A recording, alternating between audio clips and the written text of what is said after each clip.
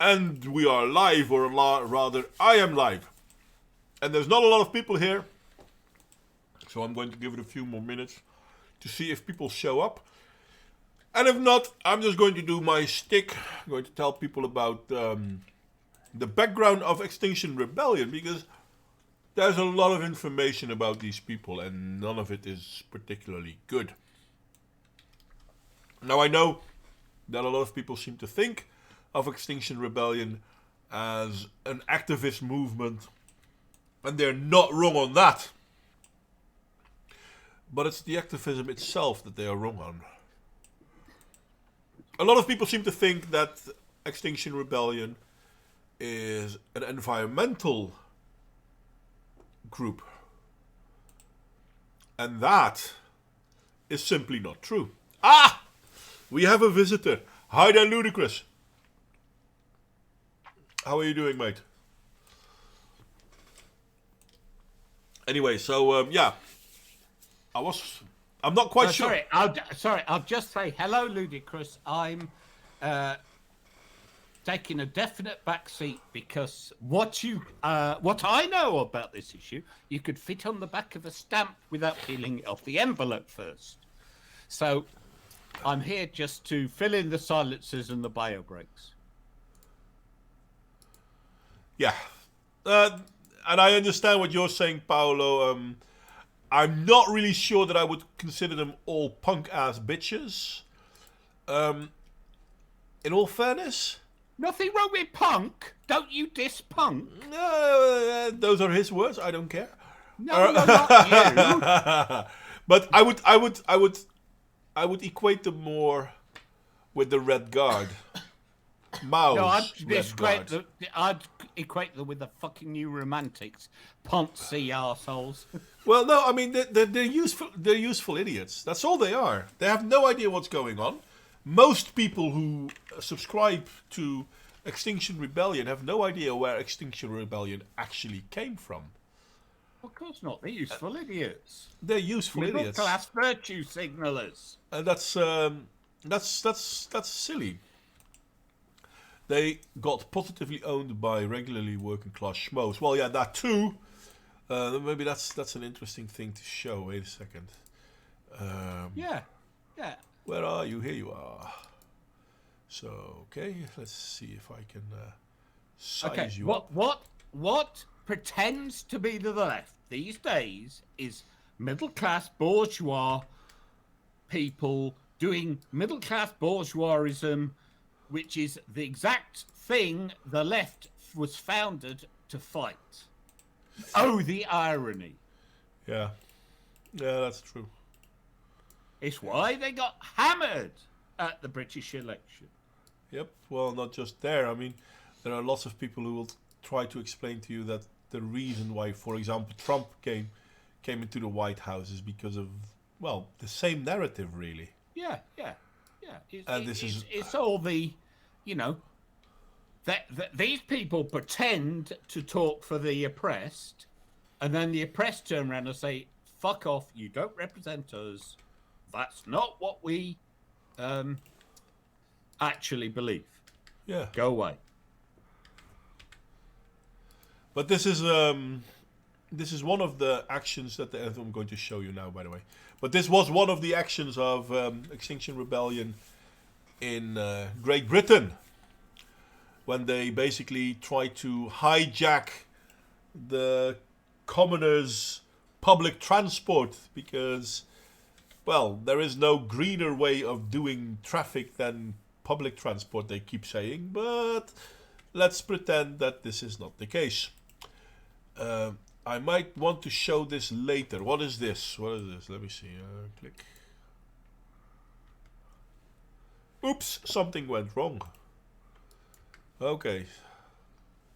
YouTube is trying new algorithms. Yeah. And every time someone says something bad... It's quite annoying. YouTube is quite annoying anyway. I never really appreciate it. It's kind of funny that, and at the same time a little bit a shame that I lost my Live Leak channel as fast as I did. because that was fun. I mean, within a few hours, I had well, on 2 videos in total, more than 1,000 views. So that was nice. But yeah. Okay, let me try one more time to see if I can open this link. YouTube will not let me open it, Ludicrous. I'm sorry, mate. Either you made a typo or... I'm going to post a link too. Is it the same one or? I have no idea because I am not watching his. And what are you going to post the link of? This is a channel, a political channel. He's sort of like a conservative. He's called Maya Tusi. It's a different link. Okay. Don't know them, but I might look into him. He's a Persian extractment English conservative. Okay. Now I'll look at this one too. Link in the tab. And I'll start talking. No, oops, something went wrong again. Well, I can post you my link in Discord. Yeah, maybe do that. See if that will work. And it's it's I'm sure you'll know. Yeah. Rebellion's Real Agenda Exposed. I haven't actually watched it, but I'll look into it later because obviously I've got my own set of storylines to bring forth, but I'll put it with the rest of the stuff I'm still wanting to watch, which is an ever-growing list, unfortunately. Hey, but that's weird because when you linked it over Discord, it worked, no problem. But when I click on the link in the live chat, it's fucking it up. So yeah, that's easy. You gotta love YouTube. I'm gonna paste Ludicrous's link. Thank you. In the Discord. Okay, well, this is the one that Ludicrous wanted. Penny by Paul Galdoni. Andy Reid's Okay, and what's this about? Before I start watching it. There's a chickens and a fox. Convinced the sky is falling, Henny Penny and her friend march off to tell the king. And that's about it. Okay, that's not a lot of info. I might play it at the end of this. But if not, then please don't be offended. I'll at least put it in the great list of things that I still want to watch, because that's what that list is for. Too many things, too many windows open as well. If the computer crashes, everyone, it's because there's too many windows open. Okay. So, but I can see that there are a few people now, and hi there, Real Raven, by the way. Are you having your birthday today, mate? Well, happy birthday, Real Raven. Yeah, happy birthday. Mine was a week ago, by the way. Oh, happy birthday, John. My wife says happy birthday. You should have known that. How? And Sam definitely knew. Yeah, okay, but I'm not that good, to be honest, with how birthdays. Well, to be honest, I don't give a shit about it. That's probably my point. I did buy and eat cake because I remember that you told me about the cake bit. I mean, yeah. I like cake, but I'm very disciplined that way. So I bought cake and I eat them because I couldn't decide, so I bought 2. Oh, that's all right. But Alicia told me, as I'm British, I should always have 2 birthdays. I think she forgets it's only the Queen who gets 2 birthdays. But I'm a Republican, so hey, why not? Yeah, fair enough. Obviously, I have more imagery to share with you when it comes to Extinction Rebellion, because in all fairness, they are a shady bunch. I think shady is a nice enough term, isn't it? Well, I think it is. I mean, I'll see if I can... I had everything ready, and then somehow Windows keeps fucking it up. So yeah, there is that. See, the one thing I always find interesting about the protests of What's Their Faces, Extinction Rebellion, is that quite often they have... Just call them Yeah. But quite often they have a prop. Yeah, so what? Well, look at this prop. It's a polyester boat. Let that sink in for those of you who realize, and for those who don't realize, I will explain to you in a second. Polyester is an oil-based substance. And it's quite a chemical project to make it into polyester. It's an artificial fabric. It's a man-made fabric, and it's a little bit pollutant, let's be honest. So we have a polyester boat, because that's not a metal boat, trust me. And it is completely painted. Well, this one is pink. There's a yellow one, there's a blue one, because they have several of these boats. And it's like, I can't own one of them. I mean, even if you would buy, how do you call it, a brick, like a bad boat, and it needs a lot of work, that still is very expensive. You're talking about several thousand pounds. Well, and for most people, it's pure extravagance, let's be honest. Yes. And they can just waste one like this. As if they're all about the what's the word? Theatre. They're all about the theatre. Yeah. Which tells me they're not serious. No. And that's a scary thing, really. It is. I really think it's a scary thing. I'll not lie about that. And why is it a scary thing? Because they're spinning a narrative in front of our eyes. By the way, another boat, a slightly more expensive shaped boat, to be honest. And again, they have this boat. High toxic, by the way. This one is painted blue, which is a cheaper color to make than purple. Fair enough.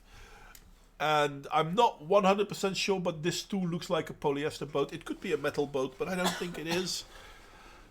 And they talk about how they are going to do well for the environment.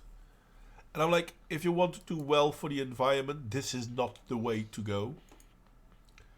But obviously, you're not to point out the hypocrisy, which I'm going to do anyway, because nasty as I am. And let me see, this is the last one I'm going to show from the boats. Because, and there are a few more actually, but seriously, I've just shown you 3 different boats from Extinction Rebellion. These things cost money. Oh, they've got plenty of that somehow. They've got plenty of money somehow, and that's... So, I'm going to stop showing this, and I'm going to do... No, sorry. So one sec. Okay. Yeah, sure. So I just made a joke in the chat. Because the boat is called Polly Higgins. Yeah. So, I've heard of fat acceptance, but that is more than a lamb whale. Well, all right then, John. Oh. Anyway, so I'm going to move on a little bit with what I wanted to talk about today. So, everything you've heard so far is just an opening, an appetizer. Who is Extinction Rebellion? Okay, well, I'm going to do one step back from Extinction Rebellion. Because Extinction Rebellion didn't start out of the new. Extinction Rebellion came forth out of Rising Up. I'll show you where Rising Up came from in a moment, but let's start with this one. Rising Up, home. I'm going to go home. This website is out of date and no longer updated because we want you to go to Extinction Rebellion. Oh, that's nice. About. Okay, let's see.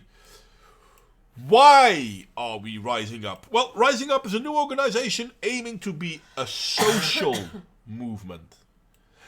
And that in itself should have your hairs stand up straight up.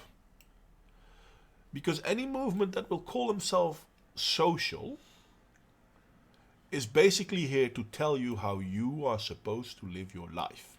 Yeah. We are calling for a fundamental change of the political and economical system, one which maximizes well-being and minimizes harm. I'll tell you how you maximise my well-being. Shut up and fuck off. Well, rising up. That's the thing, though. I mean, for whom? They're not talking about everyone. They're talking about, well, a fringe of a fringe group, because most people don't even know what they're standing for. We believe change need to be rooted in reverence and gratitude, and that confrontation through mass civil disobedience is necessary. In other words, we want to laugh. No, actually, in other words, we want to fight society. No, but they want to laugh because it's non-violent confrontation. They want to laugh. Yeah, well, they don't say it's non-violent. Didn't they? I thought you said it is. We believe change need to be rooted in reverence and gratitude, and confrontation to mass civil disobedience is necessary. Oh, okay, sorry. Non-violence I wasn't part of the story. I misheard. My apologies. Yeah. We have learned from other successful social movements, I'm not quite sure which one they would call, and new ways of organizing to maximize our chance of success. Any individual or group can take their own actions in the spirit of rising up without seeking permission, so long as the movement fits our DNA, which encapsulated our story of what is wrong and what change is needed, our strategy and tactics, and our decentralized structure. Okay, so anyone can start a new group, call themselves affiliated with Rising Up, as long as they do what they feel is the right thing to do. The world is geared for max profit. We already have this part. Obviously, this creates social and environmental problems. I'm not quite sure why it's obvious. Because they're all commies, and therefore it's obvious to them because they've been indoctrinated. I mean, capitalism has raised more people out of poverty than any other system we have ever seen. Okay, here's the problem with most modern communists. They don't know anything about communism, such as how the Communist Manifesto starts with Marx praising the productivity benefits of capitalism. Well, there is that. Obviously, this creates social and environmental problems. Most of the environmental problems are being addressed within the capitalistic world. Funny enough, where are the environmental problems the largest? In non-capitalist countries. Well, except for India, because one can consider India a little bit capitalist. But India being the second or third most polluting country in the world, I don't know. It's still a poor country. They still consider it to be part of the global south. Not quite sure Well, how. Does anyone remember Bhopal? I'm sorry, what do you mean? Bhopal. Yeah, go on. It was a huge disaster in India where, where basically, like, a factory leaked all these chemicals into the atmosphere and made people very unwell. Yeah. So, to continue, it also deeply affects individuals. Yeah, everything that affects anyone affects individuals. The whole world is built out of individuals. So, there is that. Do we need to talk about people living without homes, insufficient food, or in war zones with preventable diseases? And you know what? Yes, let's talk about that.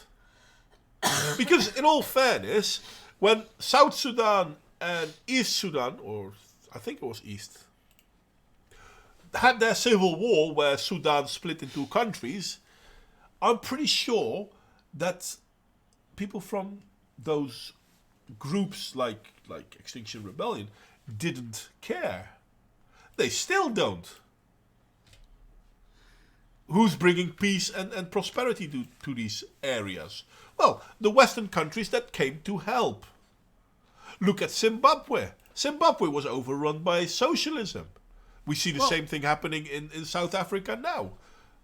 You see, the only reason we have these groups here is because we're wealthy enough to generate a class of social parasites who can afford to do this here. Yeah, that's pretty much true. And it's kind of funny because who are they attacking? the countries that are doing the most good in the world. Now, are the Western world countries perfect? Hell no, of course not. Many a mistake are being made. I mean, let's be honest. If we look at America and the way that they have been trying to nation build for the last 50 years, huge issue. But Well, Can I just say, I don't think that's America so much as elites. Yeah. The elites in Okay. power. no, fair No, enough. because it's what happened with the Europeans during the 19th century. And Yeah, their no, race I empire. agree. Fair enough. But hashtag not all, obviously. And let's be honest, if they were to try and change a country like Sudan, where they just had a huge civil war, would we really think that's a bad thing? I mean, it could bring more peace. Hi there, Renovatio. It could bring more peace. And many of the problems we are facing have the same root cause. It's called the system for a reason. But the funny thing is, it's not the system that is the cause of these problems. Because at this point in time, we have a redundancy when it comes to food.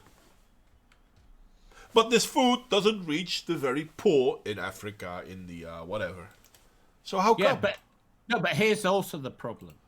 Because if you just give food to the Africans, you destroy their economy. Yeah, which is far worse because this happened after, I think it was the first Live Aid.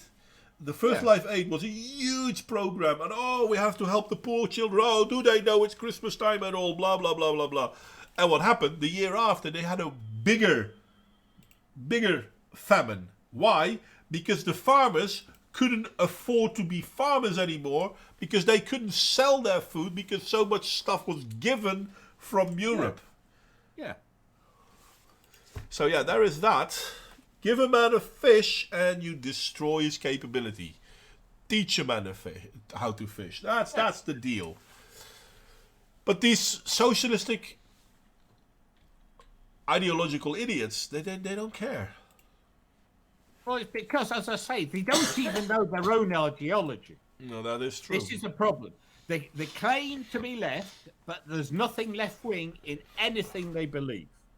All they see is, oh, I'm an educated, compassionate person, so I obviously know how to tell people whose lives I know nothing about how they should live. And this part is this is the biggest joke in the whole thing, in my humble opinion. An economy causes problems, and then corporations seeks profits from those problems rather than working on solutions. And the funny thing is, turning a profit is the solution. Now it becomes a problem when no one else is allowed to do anything to try and create a profit. So when we're talking about monopolized systems, that is a problem. But people trying to make a profit isn't a problem, because what happens when people try to make a profit? They improve their product. And the idea that the economy and anything like that is a zero-sum game is so much of a socialistic talking point, and it's so wrong. I mean, I didn't lose money because I bought a mobile phone. Well, actually, I did lose money, but my wealth didn't go down. My appreciation of wealth went up. What I'm interested in would be to find out how much of their wealth, their income, all these protesters give to charity. Because I bet it ain't a lot. Yeah. It's not going to be a lot because they don't have much to give. No, but even the wealthy ones. Here's my point. The point is they're all about redistributing wealth until it comes to themselves. They don't lead by example. But that's the thing, though. I mean, that's the Bernie Sanders paradox. He's dead set against millionaires and billionaires. Still, the very day he became a millionaire, and since then, he's only dead set against billionaires. And that's the thing with these people. They're very, very dead set against the rich, but they don't consider themselves rich as long as they can move the goalpost. And Renovatio, what you said, much of the food from Live Aid also ended up with warring factors in Africa, in the continent of Africa, not the country. that were near exhaustion and nearly taken out, it gave them a new boost of life. Can I just criticise a little bit the sentiment in Renavachia's comment? As I was old enough at the time for Live Aid, the ignorance is actually a great excuse. It's much easier in hindsight to say, oh, we did all these things wrong. But at the time, the media had bombarded us with images of starving people, especially starving children. So Live Aid was a spontaneous response by the public to try and do something.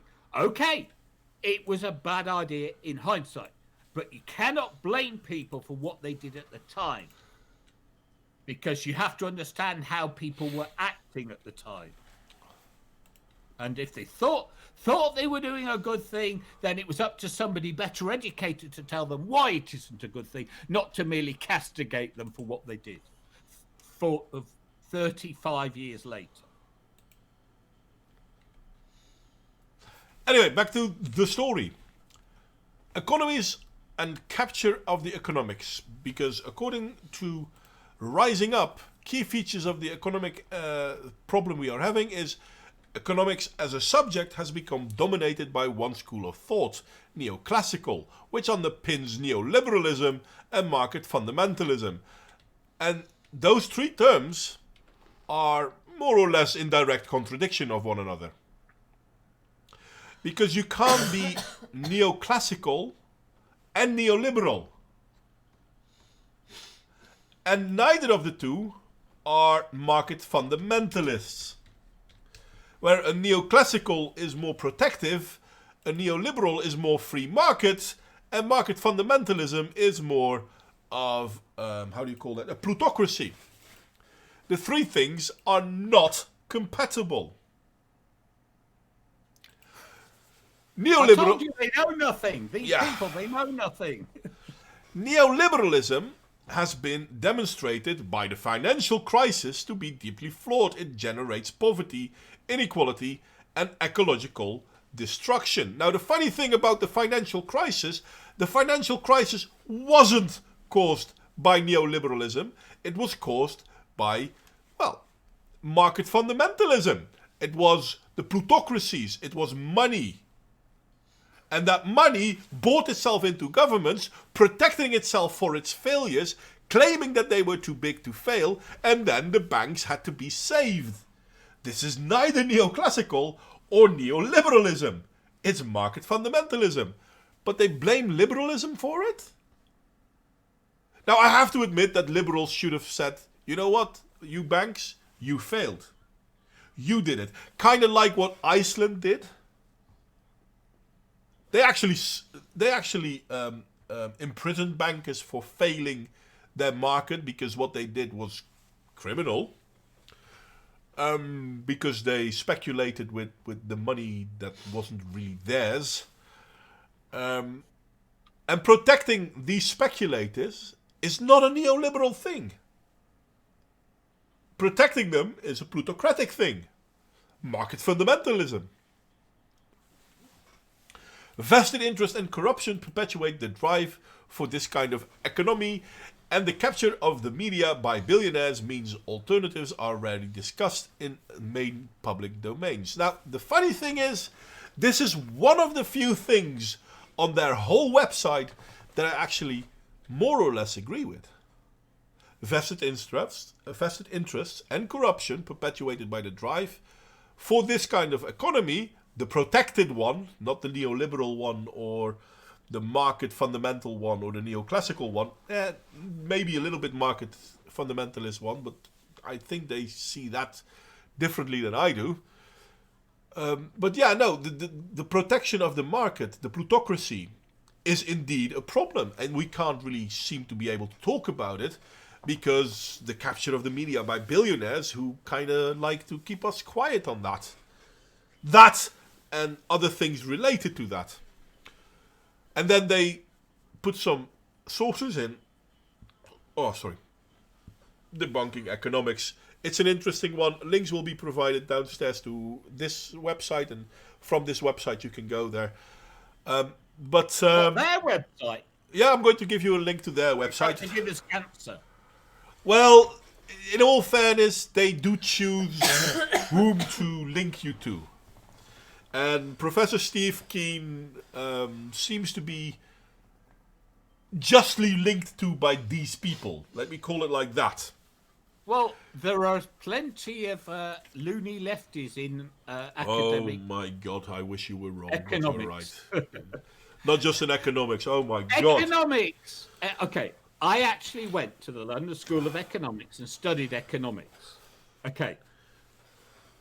And even back then, we knew economics is just voodoo. Did you, by the way, just like AOC, got taught about Milton Keynes? Milton Keynes. No, seriously, she made a remark about how Milton Keynes' economic process predicted what's going on. They do say that neoliberalism and neoclassicalism are the same thing. Well, obviously, therefore, you combine Milton Friedman and John Maynard Keynes, and you get Milton Keynes. Yes, it's obvious. Well, either that, or they really think that it's a good idea to start a city somewhere. I don't think AOC has any idea that such a place exists. I think I'm going to put that out there. John, I'm going to agree with you, but I'm going to tell you that you could have shortened that sentence. I think you could have stopped at AOC has no idea. Oh yeah, it doesn't. Yes, no. My You're God. quite right. You are quite right. But absolutely. Milton Keynes as an economic model writer. I mean, but yes. She studied economics. She's got a master's in it. She's got a master's in it. Hell, I didn't make a video about it because I thought it was too stupid. But no. maybe I should have. That's how you grow your channel. Maybe I should. Corruption, around 80%. About 80 secrecy jurisdiction tax havens give corporations and the wealthy hidden places to go with little or no regulations. They hold between a lot of money, of assets, and half the world's economic activity passes through them. Not half the world, but a lot. Fair enough, a lot. They facilitate illegal arms trading, market rigging, insider trading, bribery, etc., etc., etc. This isn't really true. A tax haven isn't the same as a facilitator of illegal arms trading. How do I know? The Netherlands is a tax haven for companies from outside of the Netherlands. Not for the Dutch. Never for the Dutch. But try to do illegal arms trading through the Netherlands? Oops. Bad idea. It's like saying, well, you've got a tax haven, and in the tax haven, this one person doing this one thing, therefore, that's what the tax haven is. It's bollocks. Yeah. What's even worse is that a lot of tax havens are rather strict on not doing those things because they don't want to draw unwanted attention. So it's funny enough, if you go, for example, illegal drugs, illegal arm tradings, etc., they often go through, how do you call those? It has a term. Rogue states. So states that do have a government, but no one takes them serious. Why? No one actually does some business there, but these illegal traders do because they have a lot of money, so they can buy these governments. Not completely, but they will look the other way when they're doing their shit. This is not something you will find in most tax havens, because most tax havens actually make money from being a tax haven. So they don't want to jeopardize that. US figures show that for every $1 spent on lobbying, a company can expect $100 in return. Yeah, that could be true. I don't know. But lobbying to me is indeed a terrible thing. We should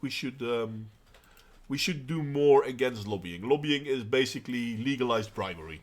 So on that point, I am partly agreeing with them, but their numbers I don't believe.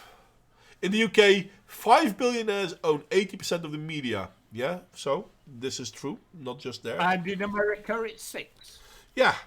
I mean, that's the whole thing with being billionaires in a protected market. Again, plutocracy. So we need to break up the protection these people are enjoying. No, but here's the trouble. It's circular, right? So a company gets big, it lobbies, right? The lobby problem.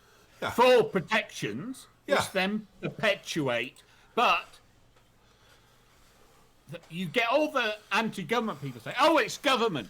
Well, no, it's only government because government's actually incentivized to do it by the companies in the first place. Well, because if the companies hadn't existed, there would have been nothing to legislate. And it could only happen because of these companies are financially protected. So they basically make the rules.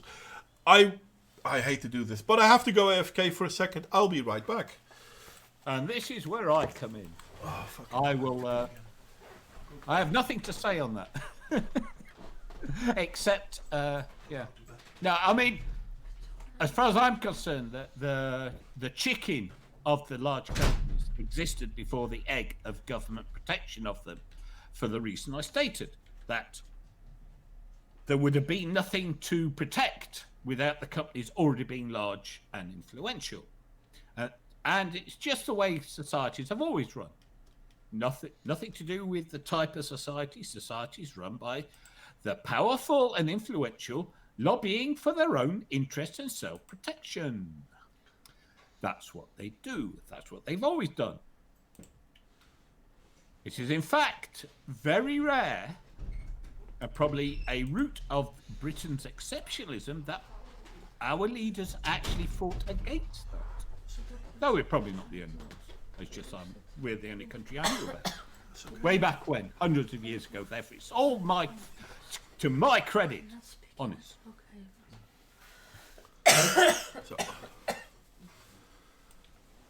Sorry, I've not been talking, I've just been ranting. Well, I'm back. What is the Extinction Rebellion? Well, Extinction Rebellion is the latest iteration of basically a very strong Marxist group who is out to change the Western world. But Extinction Rebellion kind of tries to pretend that it's all about the environment, where Rising Up doesn't, and the parent of Rising Up, or where Rising Up came from, also pretty much doesn't. But I'll get to them in a bit. And hi there, William. In Portugal, 2 billionaires and a foreigner who's never been to Portugal own 80% of the media. And we still have an excess of media. Well, that's the truth. The fact that a few billionaires own something doesn't automatically need to mean that they are corrupt. Unfortunately, the chances. That's not what you're saying. No. But that's what they're saying in their how do you call it?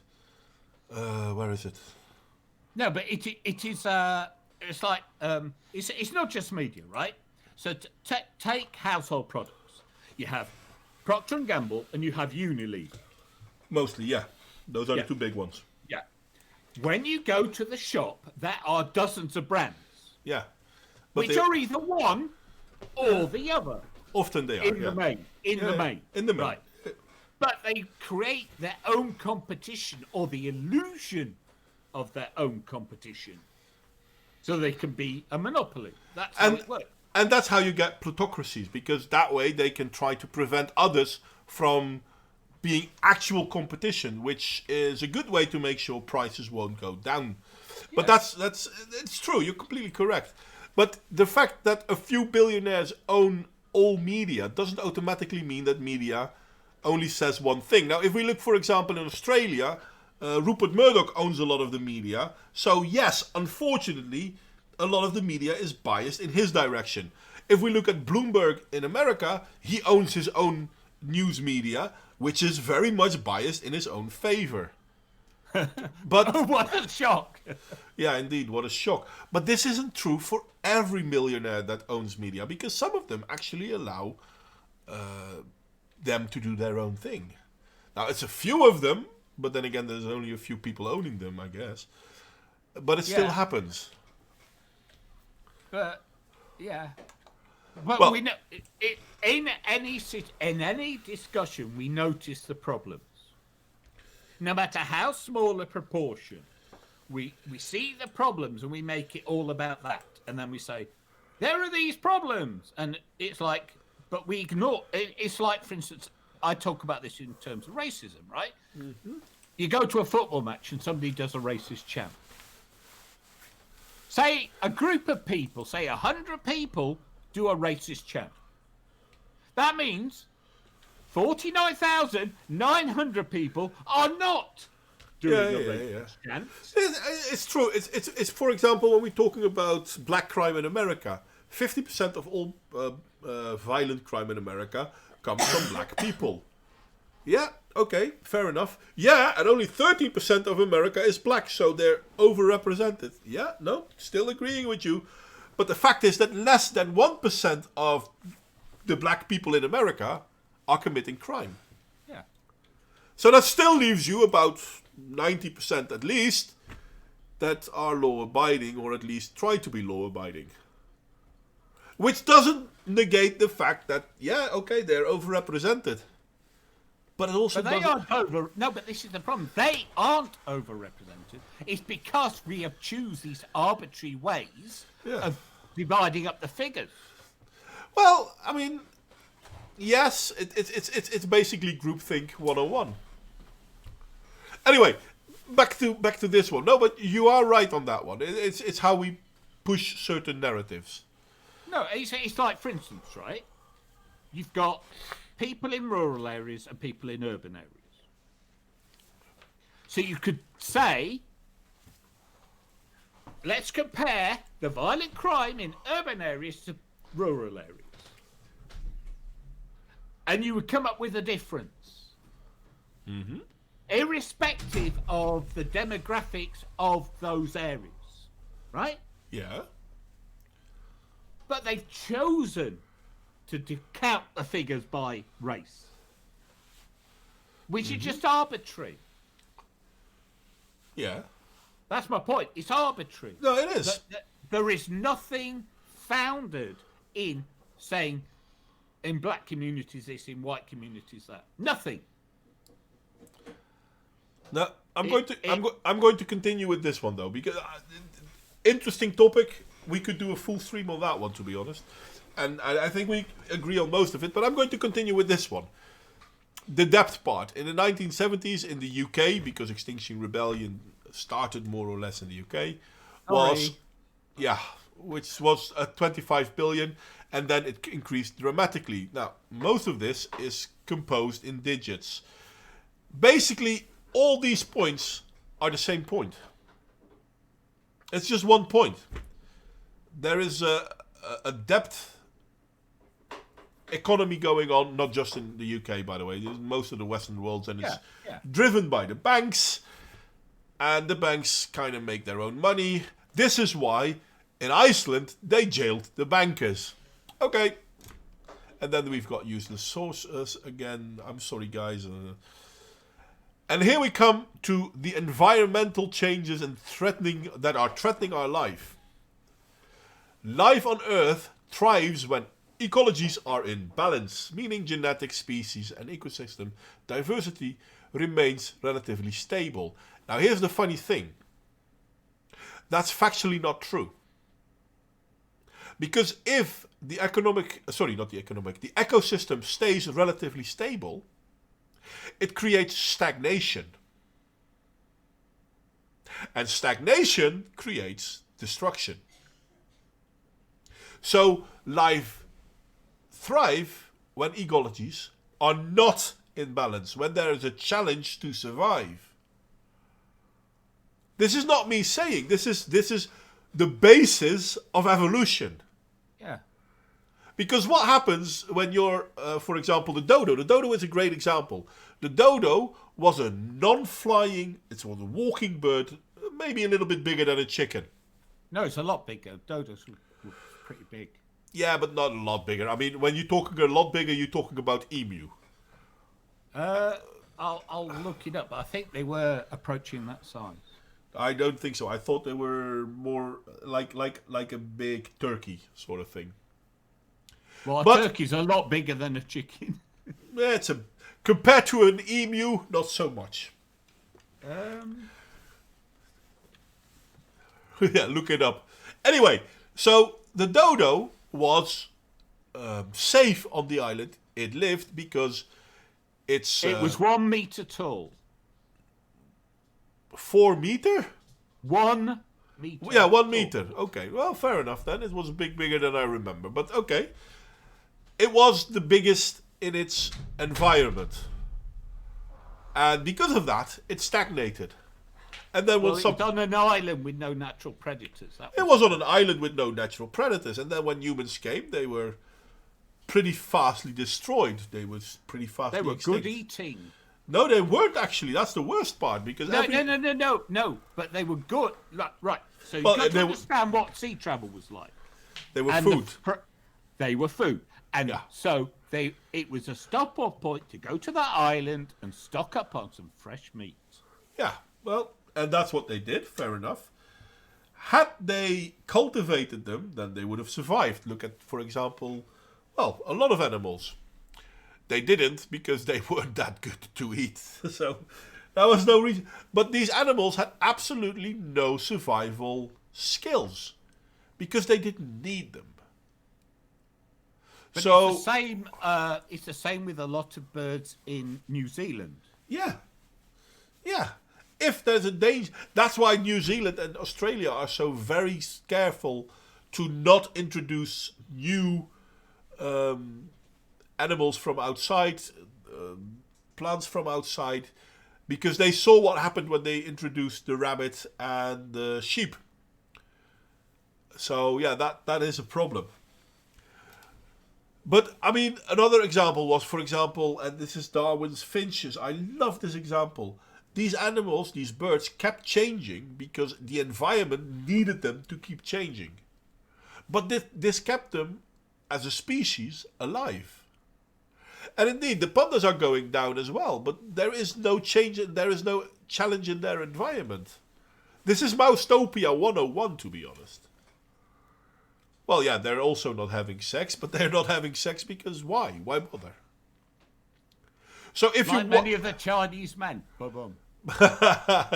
So if you want life on Earth to thrive, you want ecologies to not be imbalanced, not Well, there's no genetic. such thing as a stable environment. Well, there are stable environments, but they No, are. but that's what evolution is, right? Yeah. Evolution is you have an environment and then something adapts to exploit what there is there, which means that there is perpetual change. This is why, if you look at the mammals of the pre-ice age, they were fundamentally different from the mammals you get now. Yeah. And that is true. And because of that change, they keep adapting and they keep flourishing. And Renovatio, I seriously find that disrespectful. How dare... The dodo is extinct, and then you also want to insult them by calling them colic socialists? Well, and That's the just... dodo's problem. The dodo's problem was its docility, Yeah. its lack of fear, and its friendliness. Yeah. Right? Because they had not learnt to be afraid of other creatures. Yeah. Exact opposite of a college socialist. Yes. So that was really uncalled for. That was mean to the dodo. I'd just say it was a mistaken analogy. I wouldn't. Yeah, be but harsh on it. I think it's mean. The dodo deserves better. Well, the dodo is an afterthought. True that. Well, there are more animals like that. Funny enough, most creatures that are extinct also lived in a relatively small area. Animals that have more area to go through are less likely to go extinct unless they're really big. And then because Africa had a few creatures that are now extinct. Everywhere. Well, yeah. Extinction is the norm. This is what the current environmentalists will refuse to understand. Extinction is the norm. True. Because what happens, as I say, a creature will adapt to its environment. The more adapted to your environment, the better you do. Yeah. But the more vulnerable you are to the slightest change to your environment. As the environment keeps changing, because the temperature rises and falls, water patterns, continental drift, all these things. Well, then we get back to the finches of Darwin, which is a great example, because they actually changed their physical appearance based on how food is available. So they get bigger beaks when bigger beaks are needed, and sharper beaks when sharper beaks are needed. And it takes time, but that's how it went. I finally get banned off YouTube for insulting an extinct bird. What a way to... I'll not ban you, don't worry. Alright then. Anyway, so basically the first point, life on Earth thrives when blah blah blah, that first point is completely, demonstrably false. Our economic system is damaging ecological balances. We are currently using 25% more natural resources than the planet can sustain. As a result, species, habitats and local communities are under pressure or direct threat, for example, from loss of access to fresh water. Now, this is only partly true. What's it mean by local community? Yeah, local communities are... I mean, I live in a local community because it's a community and it's local to me. Yeah. Is it under threat? That doesn't count because you don't have a skin colour. I do. It's a pretty manky colour, but I've definitely got a colour to my skin. Yeah, no, I know. Same as me. But they don't kind of call that skin colour. They call that white. Well, I don't want to live in London. Yeah, but people in London aren't white. Well, at least half of them No, aren't. that's my point. Okay. Yeah. And there's plenty of diversity where I live now, thanks to all the immigration. Anyway, as a result, species, habitats and local communities are under pressure or direct threat. For example, for loss of access to fresh water. But there are a lot of places in the world where fresh water has always been an issue. Funny enough, none of these places are in Europe. Whereas No, but there's some in North America, Flint. Well, Flint has already been fixed. People still talk about it as if it's an ongoing issue. It's been fixed a few years ago. But you have to thank the Democrats that it went out of control to begin with. Because they had a good system. Then the Democrats came in. They fucked it up. Spent money all the wrong way. Different story. Never mind. Not going there now. Toxic pollution occurs when synthetic chemicals are discharged or natural chemicals accumulate to toxic levels in the environment, causing reduction in wildlife numbers, degrading ecosystems functioning and threatening human health. Now this one I find interesting because it's so full of nonsense. Toxic pollution occurs when chemicals are discharged or natural chemicals accumulate. Okay, now the dischargement of chemicals can be an issue, but the environment can deal with it. The environment is not life forms. So if a certain chemical in the environment is deadly for a certain mammal, then yeah, that's a problem for the mammal. Adapt or move on. Funny enough, you know what the most common mammal on this planet is? Yes, the human.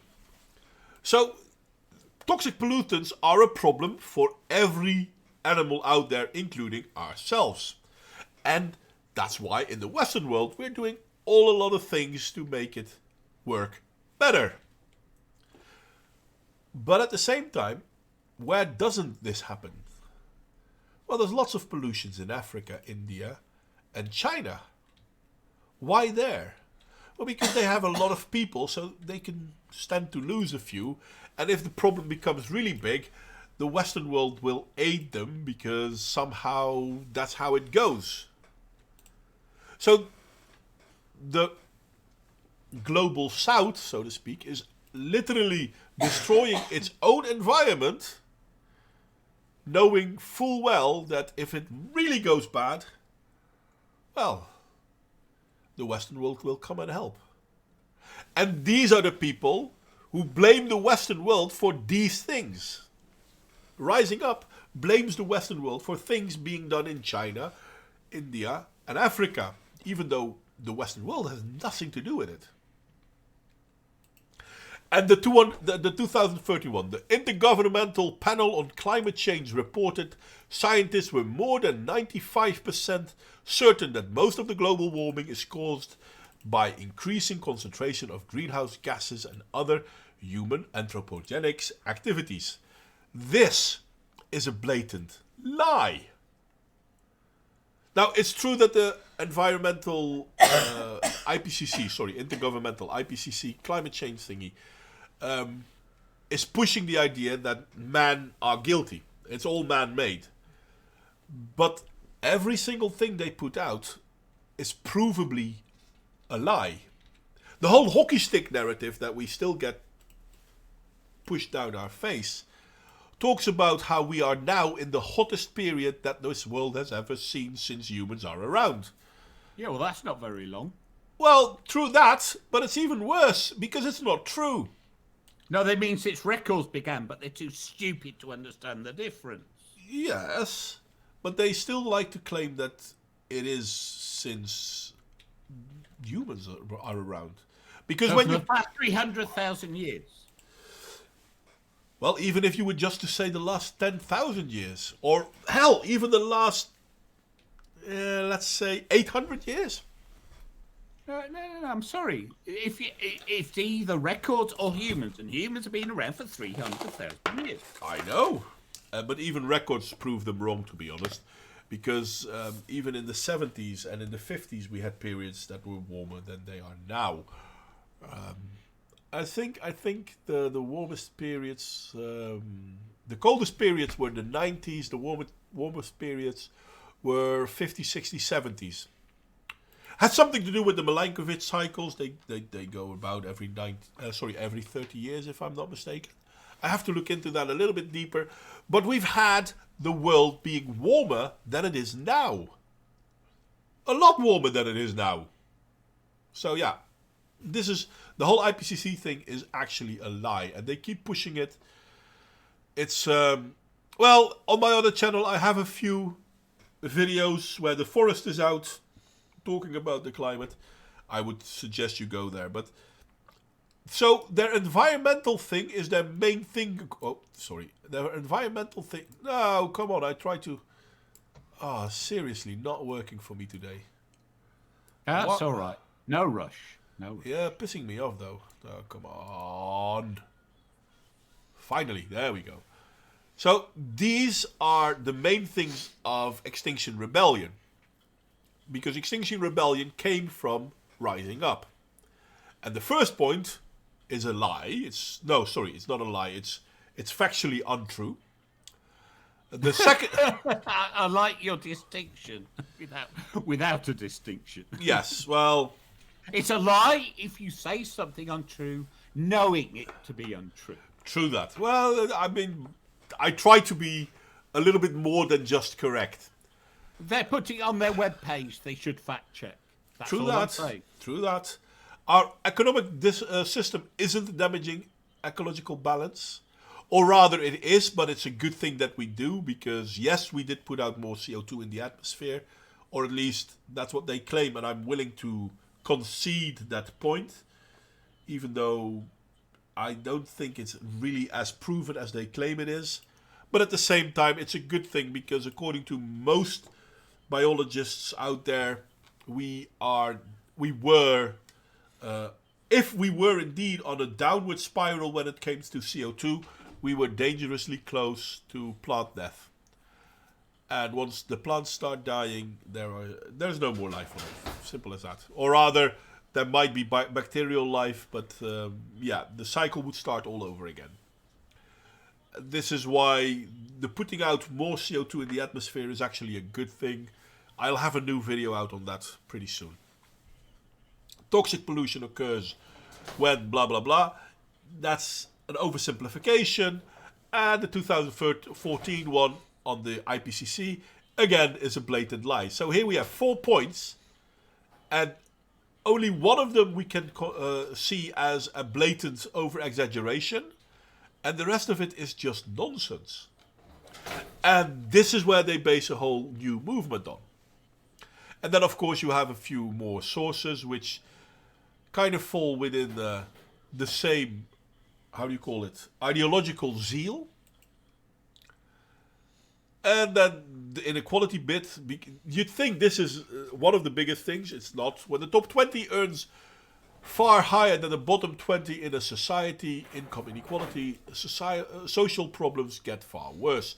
There are not just problems for the poor, problems across the whole society increase. There is less trust, blah, blah, blah, blah, blah, blah, blah, blah. And I suggest that if you asked an average working person of the mid-19th century and a modern person living on welfare today who had the worst social problems, they got a lot better, not worse. I'm just suggesting that. In all fairness, as I said earlier, I now have a mobile phone. My mobile phone now can do more than the computer I had 10 years ago. So, it's not only... our current societies do not only bring inequality, they also create a lot of opportunities for people. Yeah, and no amount of people in the world have ever been lifted out of poverty as that we've seen in the last 50 years. Well, here's the thing, right? So, a lot of fuss is made about food banks, and I'm not trivializing the issue, but we have food banks. Yeah. Right? The miners were marching for because of starvation in the 1930s in Britain.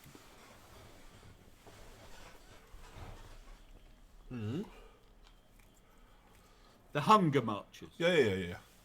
So, has it got worse? Really?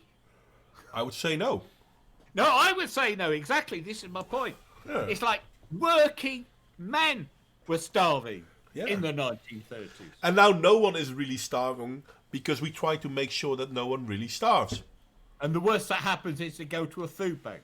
Yeah. I'm sorry, but you nasty people trying to save people who have less than you, I'm seriously wondering where these people get their ideology from. Well, no, I know where they get their ideology from.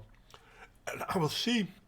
There was one point that I was really hoping to find, but then again, I think it's this one. I can't remember. So here's a draft manifesto for economic justice.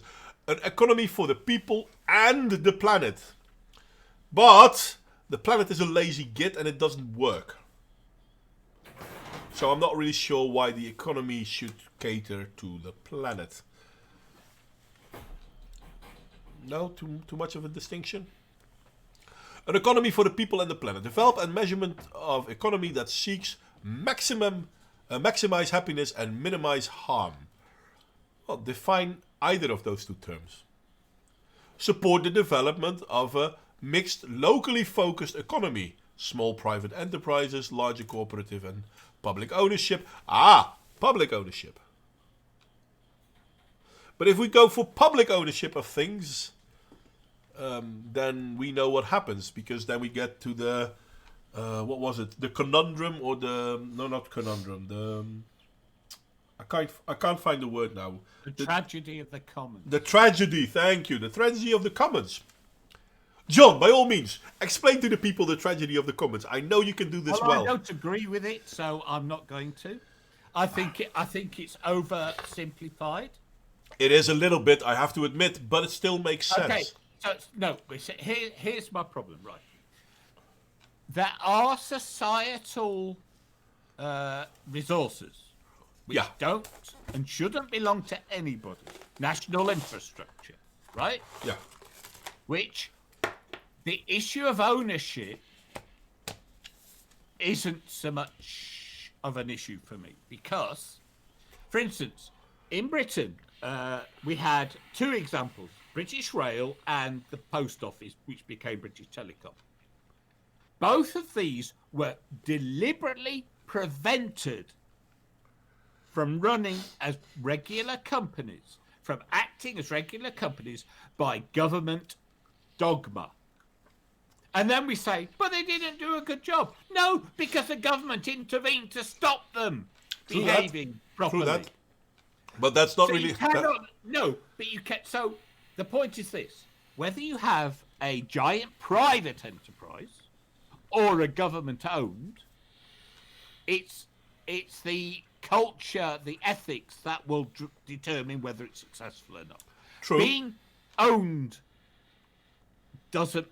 isn't that significant in that sense. However, what I would say is this. For the most part, you don't want large organisations, whether they be private or public, because they act in selfish interest rather than the general interest. Because if you don't know the people you're managing, they stop being people and they become statistics. True that. There's another thing about the tragedy of the commons, though. The idea was that if you had a common field and people could get their animals to go there and graze, but you shouldn't overgraze because then you destroy it.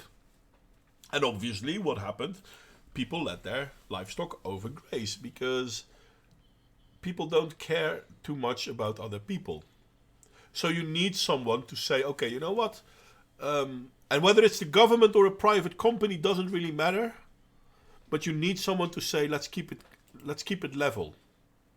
But this is all what comes down to scale. Yeah. If you have a village where everyone knows each other, they keep each other in check. Yeah. So the commons works. It's only when people become anonymous that it stops. Or when you have several people from different villages coming in the same place. No, that's what I'm saying. It becomes anonymous. So then it becomes a problem. So public ownership doesn't work because it will eventually become anonymous. And they actually advocate for that. Larger cooperative and public ownership of things best run as monopolies. Well, that's the basic problem. Because once you have state ownership is a lie. The state ownership is not public ownership. True. That is also true because the public but has that's nothing. a lie. It's like ownership is control. If you own something and you don't control it, then you don't actually own it, right? And so, you know, it's like they say, "Oh, it's public ownership. The people own it." No, the people don't own it. No. The bureaucrats in charge of it, who control it, own it. Yeah. Anyway, let's continue. Create the offense of the ecocide as the 5th international crime against peace. And I would say cringe against people, but there you go. There is no ecocide. Whether we like it or not, there is no ecocide. The world is going to end in 12 years is... I mean, the new thing about the whole story of the world going to end in 12 years is that it's now 12 years because until a few years ago it was always 10 years. So there is a difference. They now say 12. But other than that, we've... No, I'm seriously, John, how many times have Yeah, exactly. That's what I'm laughing at. It's just like this perpetually shifting target. Yeah. Tomorrow. It's always tomorrow. Yeah. Soon. Don't you realize that in 2013, there will be no more North Pole? Okay. But the North Pole kind of didn't get the memo, so it didn't move anywhere. Hey, a cat's got nothing on me. The number of times the world's ended while I've been alive. I mean, I saw an image, and I shit you not, I should have had it ready. It's from America, and there are glaciers in a natural park somewhere. And next to these glaciers, they always had a sign that the glacier would disappear in 2020. Oh no, sorry, in 2019. And they took it away a few months ago because, Yeah, it's a little bit silly because you could still see the glacier from where you were standing when you were looking at the bloody sign. As I keep saying, there are two deadly sins: generalization and extrapolation. All of these are errors of extrapolation. Just because you have a short-term trend doesn't mean it will continue identically for long. No, but Because you don't know. But that's the worst part. I mean, they were talking about how glaciers would end. Since they've been talking about how glaciers would disappear, and they've been going on this since the 1950s, or rather, I've seen articles in the 50s about how the glaciers would end. None of them are gone. Not one. Yeah. So, I mean, yeah, okay, you know what? You could argue that one or two glaciers managed to survive. All of them are still there. No. But again, it's an error to treat a glacier as this. Just say a glacier, right? Yeah. Glaciers retreat, so they get smaller. And then they get bigger again. And then they grow. So it's not merely a question of saying, is there a glacier or not a glacier? You also have to look at the size of the glacier, its rate of growth or shrinkage, and issues like that. But the point is, it's a natural ebb and flow anyway. Yeah. Well, let's continue. Seek and treat causes, not symptoms. And the thing is, all they are doing is talking about symptoms. Yeah. And they're even lying about the symptoms. So how can you seek and treat a cause if everything you say is a lie about the symptoms? Ensure strategies that identify what economics call resource needs. Yeah, you know what? Leave that to the market, because planned markets have never worked. So if you want to ensure a strategy based on what resource needs will be, you're talking about planned economy. And when you're talking about planned economy, and I think even in the UK you had a great example of this, Leyland Trucks, if I'm not mistaken. Leyland. They had a planned economy. They did. And like so many, well, it's a smaller planned economy because this was just... Leyland Trucks were partnered with DAF, which is Dutch. Yeah. Which is also more or less destroyed. Well, the trucks are still there, but the how do you call it? Personal car? The car. You call the car? Yeah. The DAF car is gone. It's no longer part... No, but the trucks was a separate entity. Not at the beginning, it wasn't. No, but when you said Leyland Trucks were also not the same as Leyland Cars. True that. And it's kind of funny because the whole of America drives in, how do you call it, automatic gearing? Which is an invention from Duff. So that's funny. But anyway, so yeah, I'm sorry. You cannot do planned economies.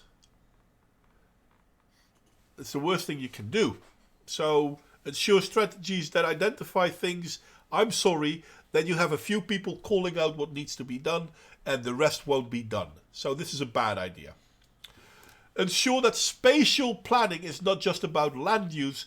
It has to be about, among other things, public transport, energy, water, amenities and participation. And here I am.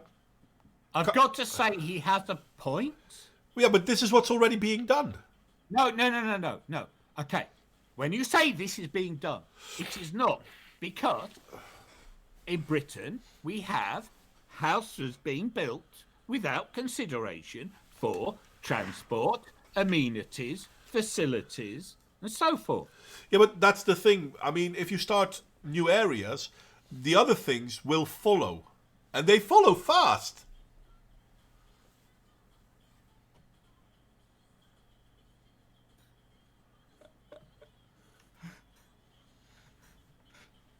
I have no idea about that one either, Toxic. Sorry. I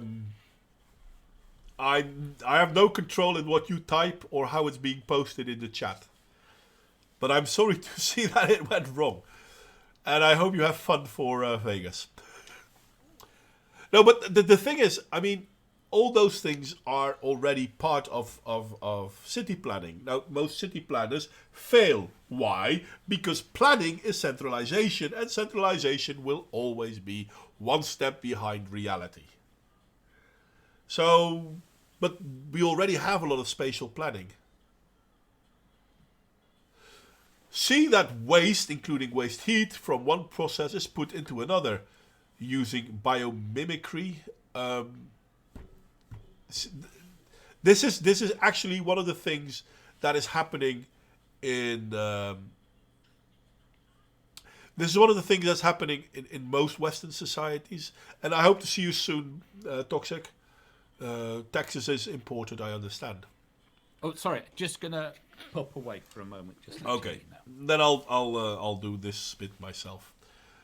Waste heat and waste being reprocessed is being done a lot. I mean, if we look, for example, in the Netherlands, the petrochemical industry creates a lot of CO2. That CO2 is then diverted to actual greenhouses to grow food.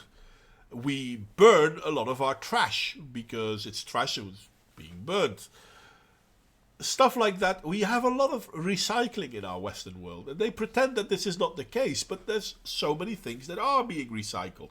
Could it be better? Yeah, probably can. Do we want it to be better? Yeah, sure we do. How do we get it better? Free market. Because once people start making money off of it, they'll do it. But once you start forcing people to do it, they won't be able to make money off of it, so they won't like to do it. It's so simple. It's again the planned economy bullshit. See the precautionary principle as some safeguard for the future. Okay, well, not going to do that. See that actions lead to multiple beneficial outcomes, promoting cycling as a means of personal transport, for example. It reduces carbon. Yeah, well, I was going to come to that. Reduces carbon dependency, promotes good health, and reduces noise pollution, but also requires design to ensure road safety. Well, you know what? I live in the Netherlands, and this country is the safest when it comes to road planning and road safety and cycling. And trust you me, it's a great, healthy thing to do. It's a terrible thing to do if you are, for example, in the winter needing to go to work and it's cold or it's rainy or it's icy. I just name a few things that kind of do happen a lot in the Netherlands. You're in big trouble. And the worst part is people kind of like to think that, oh, well, cycling is green. Yeah, well, no, it's not. Did you know, for example, that when you exert yourself, you breathe more? And when you breathe more, you breathe out more CO2 as well. No, but that's a good thing. Well, it is a good thing, yeah, but then might as well take the car, which is also giving you CO2, which is a good thing. No, but here's the thing. When you cycle, you exercise. When you exercise, you use energy. And when you energy, you need more food. Yeah, no, it's all true. And then that has an environmental impact. You see, the problem is they don't think any of these things through. But there's nothing we can do that won't have an environmental impact according to these people. Yeah, that's what I'm saying. This They is don't why. think these things through. Well, there is this philosophy professor in Sargon made a video about it. I was planning on making a video about it too. Who was actually talking about the best way to save the environment is to kill off people. We need an extinction event. And I'm like, seriously? After you, mate. Hey, you call yourself a professor. No, that's going to be useful. Yeah, as I asked earlier, how much do they donate to charity? These people never lead by example.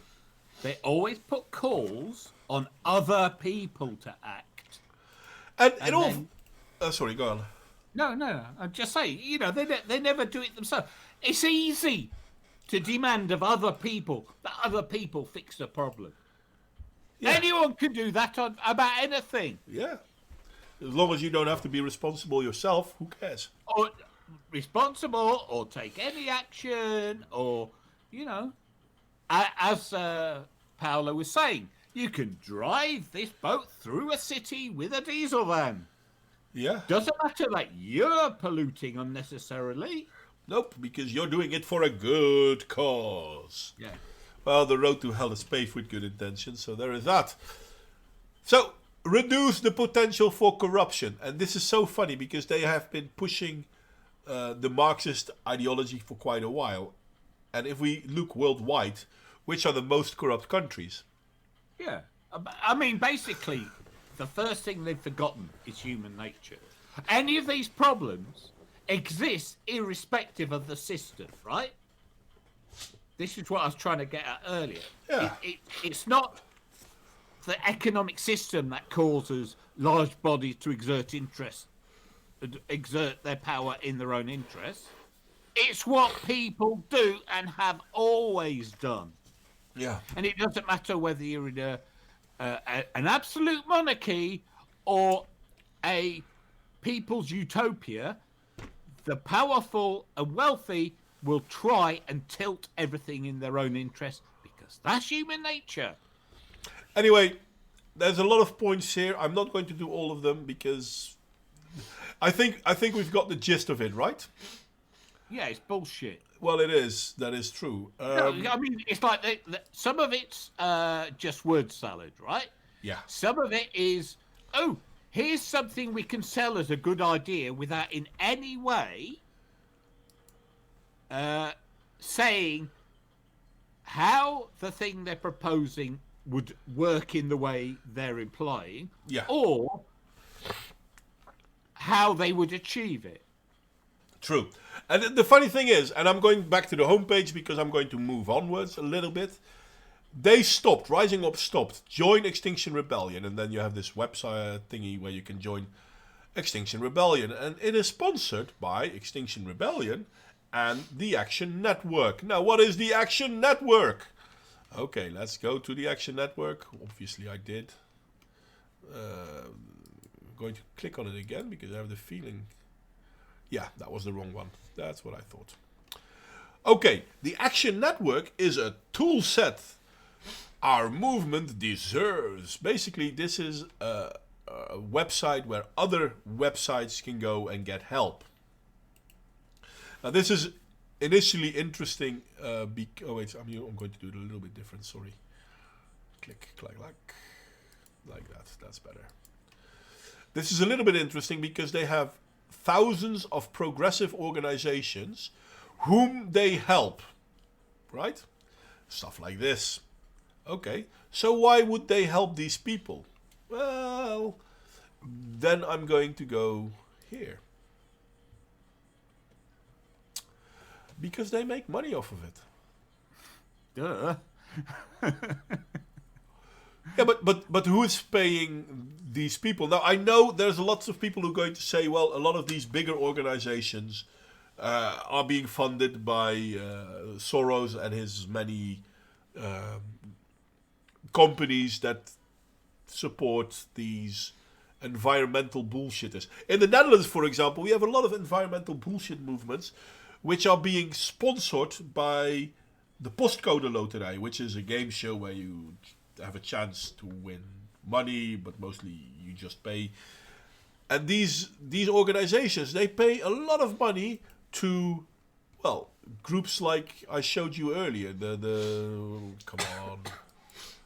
In the Netherlands, obviously, these are Dutch organizations, but organizations like Aflisio, Protect our postal service. Yeah, okay, that sounds nice, but how? And they don't care. It's never about the how. It's never about equality. I was going to say, because it's easy to just demand somebody else do something about some problem. So, and in the Netherlands, we have the same issue. Don't get me wrong. We have this in every Western country. There are groups like this. You see, you know how they talk about people feeling entitled? Yeah, well, these are the best examples. It is the epitome of entitlement behaviour. To stand there and demand somebody else do your bidding and what you want them to do. Yeah. That is the definition of entitlement. Yeah. And this is, by the way, another of these great example.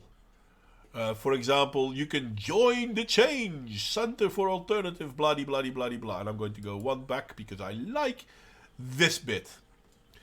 A lot of people will tell you how wind energy is the way forward because it's clean. Zero carbon.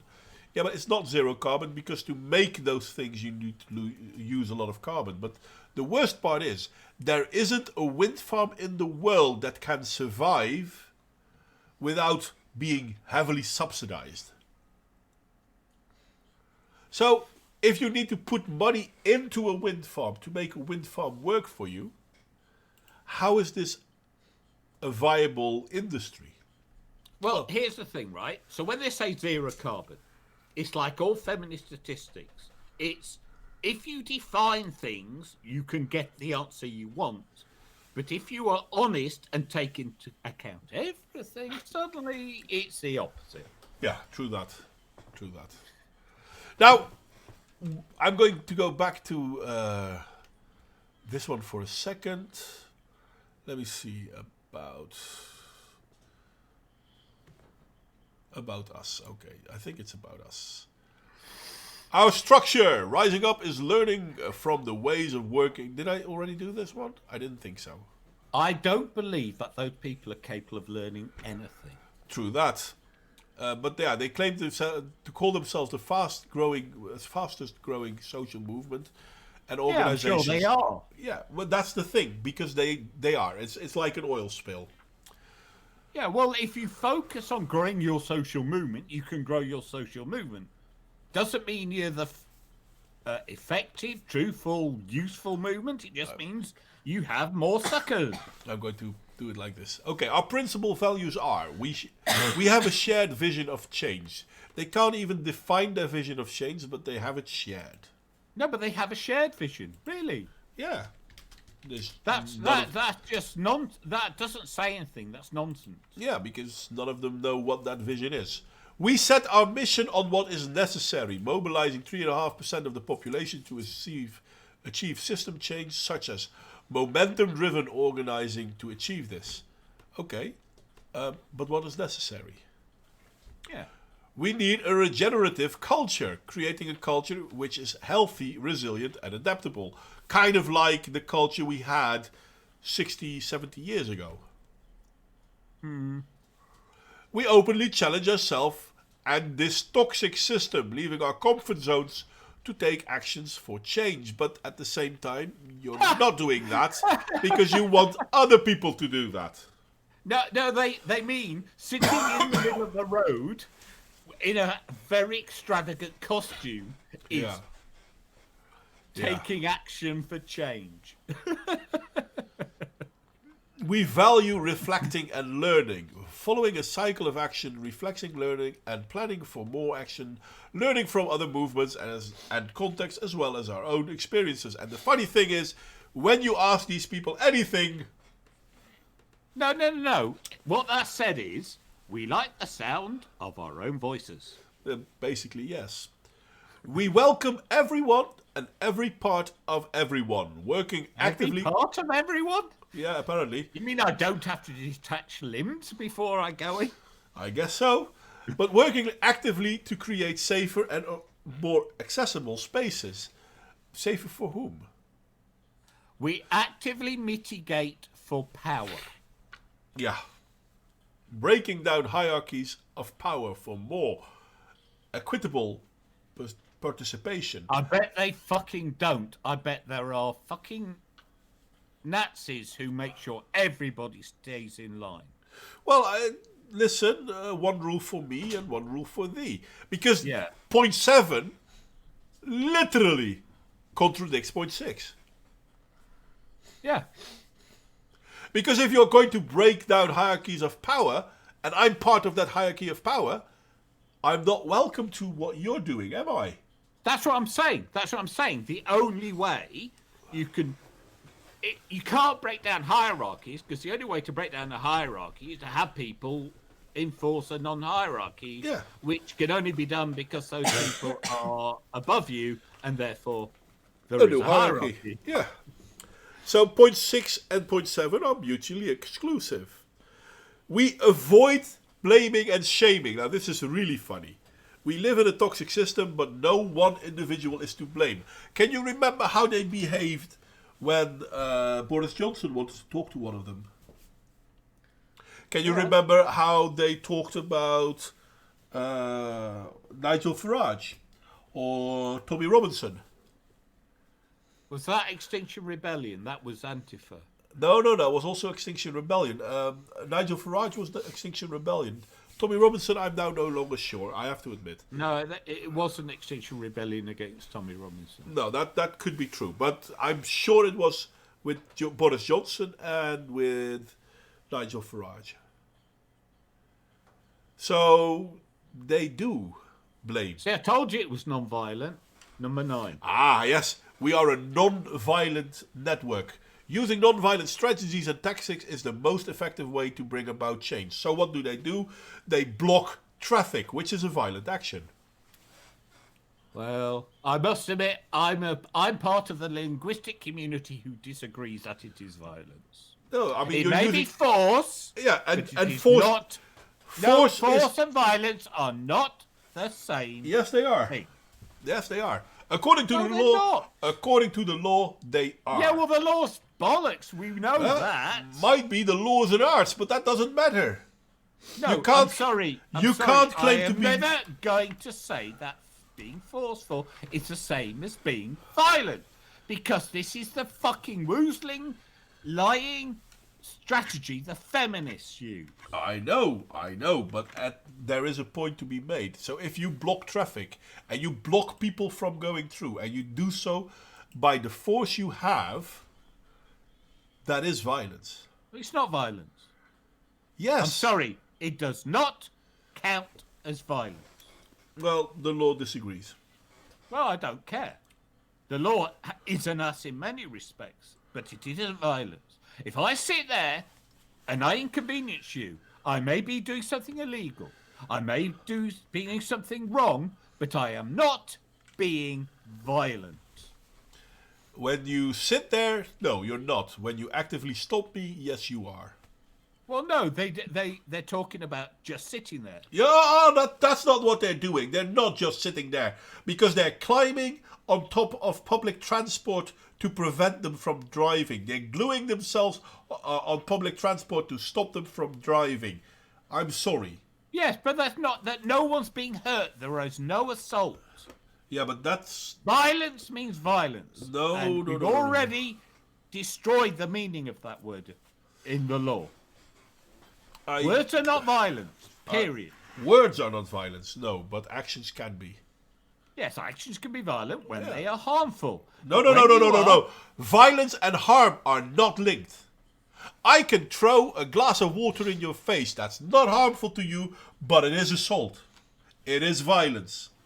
No, it's assault. But again, Yeah, which is violence. Violence. Yeah, it is. By the law, it is. Anyway, Well, again, so we are based on autonomy and decentralization. We collectively create the structure we need to challenge power. Anyone who follows these core principles and values can take action in the name of rising up. Okay.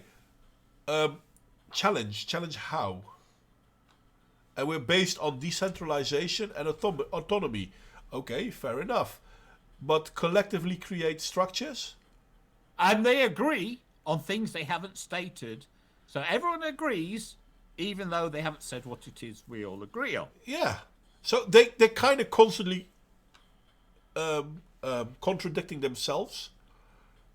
I mean, we're all for decentralization, but we are collectively creating the structures we need. But isn't doing something collectively creating centralization?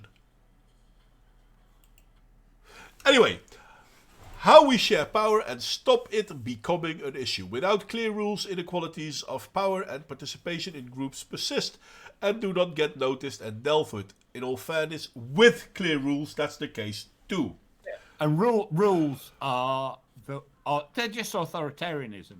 I hate rules in general because because whatever the rule, you'll find an exception. True that. Which means that the rule is bad. Therefore, you can have principles, but we have the law with judges for the precise reason that you cannot legislate a rule. You can only legislate a general guidance. Yeah, well, there's a danger in that too, but that's a different No, topic. no, I'm sure there are Yeah, yeah, dangers. yeah. But the point is the law itself isn't rules. The law itself is guidance.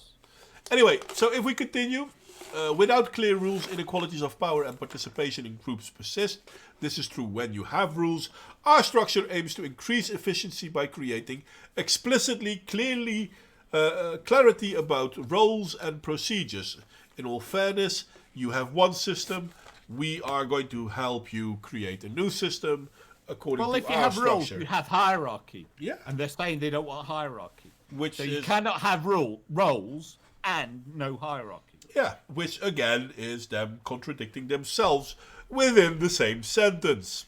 Because they're pretending to be able to achieve the unachievable. Yeah. Because hierarchy is built into biology, as Jordan Peterson pointed out with the lobster. Yeah, which is still true.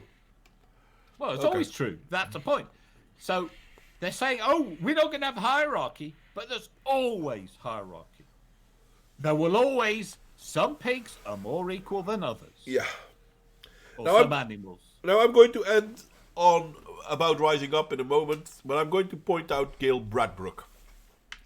She runs a charity focused on universal access to the internet, is a mum, has a PhD in molecular biophysics. She's a single mum, by the way. Last I remember, she Consider got my divorced. shock. Well, yeah, that is true. Would you be interested to know that her partner was also, or still is, one of her partners in the whole organization of Rising Up, Extinction Rebellion, and Compassionate Revolution? Mm-hmm. So they're still working on that together.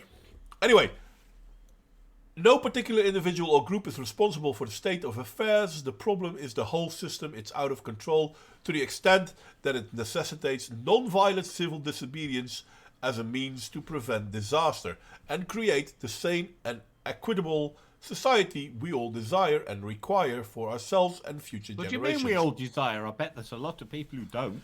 But the worst part is, the worst thing for a society is to be equitable.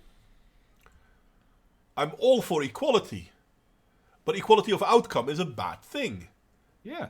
Isn't that what equitable means? Well, that's what I'm saying. No, but here's the problem. These words mean whatever you want them to mean. So you could say to most people, you want a sane society, and everyone will go, yes. They just will not agree what that means. Yeah. Anyway, And this is the problem. Rising Up. I'm sorry, I'm going to continue because I noticed the time. Sorry. Extinction Rebellion came from Rising Up. Rising Up came from Compassionate Revolution.